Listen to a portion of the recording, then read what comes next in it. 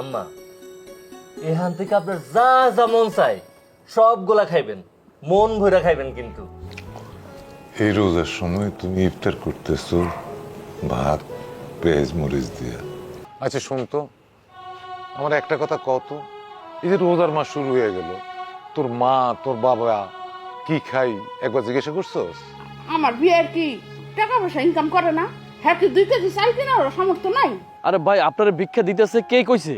আরে আমি তো আপনারে ভিক্ষা দিতেছি না, আপনি কাজ করছেন না, সেই কাজের টাকা আমি আপনারে দিতেছি।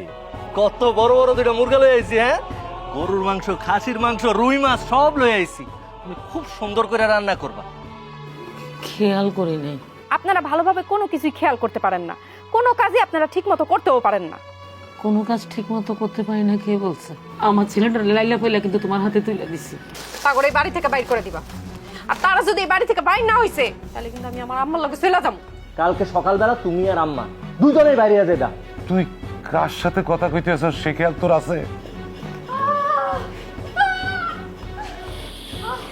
তোর শ্বশুর শাশুড়ি চলে যাও, তা আমার ভালো লাগতেছে।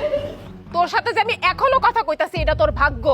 তোরে তো পায়ের জুতা খুলে পিটানো উচিত। তুমি ওর লগে এত ভদ্রভাবে কথা কইতেছো কেন? ওর বাড়ি থেকে বাইর করে দাও। মা বাবার উপরে এরকম আচরণ করে, তুমি কোনো অমঙ্গল করো না আল্লাহ।